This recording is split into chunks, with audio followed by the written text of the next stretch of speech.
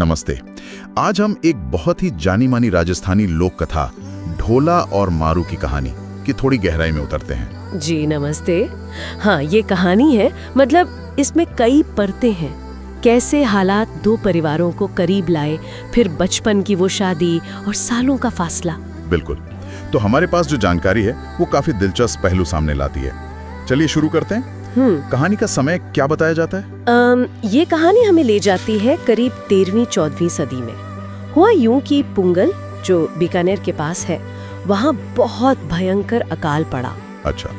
तो मारू, जो उस वक्त सोचे सिर्फ 1.5 साल की थी, उनका परिवार अपनी गायों के चारे के लिए मालवा की तरफ गया। मालवा यानी मध्य प्रदेश का वो सीमा वाला इलाका, नरवर के पास। हाँ बिल्कुल।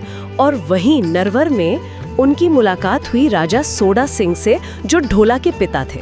और कहते हैं कुछ ही मुलाकातों में दोस्ती इतनी बढ़ गई। हाँ, इतनी गहरी हो गई कि राजा सोडा सिंह ने अपने 3 साल के बेटे ढोला का रिश्ता 1.5 साल की मारू से तय कर दिया और शादी भी करवा दी। 3 साल और 1.5 साल, मतलब ये तो बाल विवाह हुआ। जी, उस दौर में ये उतना असामान्य नहीं था। कई बार ये राजनीतिक या सामाजिक गठबंधन होते थे, या फिर मुश्किल वक्त में, जैसे अकाल में, परिवारों को एक सहारा मिलता था इससे। लेकिन शादी हुई पर विदाई नहीं। अच्छा, विदाई क्यों नहीं? एक रस्म होती थी, गौना या आणो कहते हैं उसे। इसके मुताबिक लड़की जब बड़ी हो जाती थी तभी ससुराल जाती थी। तो मारू अपने माता पिता के साथ पुंगल वापस आ गई। अच्छा, तो वो वापस पुंगल चली नहीं? हाँ। और यहीं से वो विरह का लंबा दौर शुरू हुआ। हाँ बिल्कुल। और इधर नरवर में भी देखिए, वक्त के साथ हालात बदले।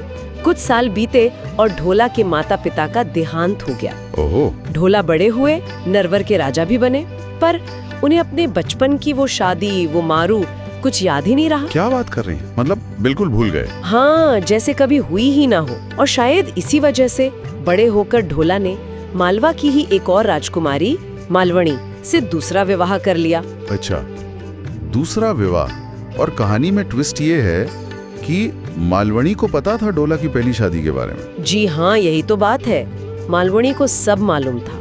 और जब सालों बाद मारू बड़ी हुई और उन्होंने ढोला को खत भेजने शुरू किए। खत भेजे? पुंगल से नरवर? हाँ, कहते हैं करीब 18 खत भेजे मारू ने। लेकिन मालवणी, वो बहुत चालाक थी। उसने डाक वालों से, मतलब जो संदेश लाते ले जाते थे, उनसे साठगांठ कर ली। अरे, तो क्या किया उसने? उसने एक भी खत ढोला तक पहुंचने ही नहीं दिया, सब रुकवा दिए। सोचिए, वो जमाना, संदेश भेजना वैसे ही कितना मुश्किल, और फिर ये साजिश। ओहो, ये तो बहुत बुरा हुआ मारू के साथ। वो बेचारी इंतजार करती रही होगी और यहाँ खत पहुंच ही नहीं रहे थे। बिल्कुल, सालों का इंतजार। कहते हैं एक शाम वो बहुत दुखी थी, अपनी छत पर अकेली विरह के गीत गा रही थी। और तभी देखिए किस्मत, वहाँ से सिरोही के ढाडी गायक गुजर रहे थे। ढाडी गायक? ये कौन होते थे? ये लोग गायक होते थे जो घूम घूम कर गाते थे। उस जमाने में ये सिर्फ मनोरंजन नहीं करते थे, बल्कि एक तरह से संदेश वाहक भी होते थे, खबरें पहुंचाते थे। अच्छा, तो उन्होंने मारू का गाना सुना? हाँ, उन्होंने वो दर्द भरा गीत सुना, पूरी कहानी पूछी मारू से, और फिर उन्होंने वादा किया कि वो उसका संदेश ढोला तक जरूर पहुंचाएंगे। वाह, ये तो उम्मीद की किरण हुई।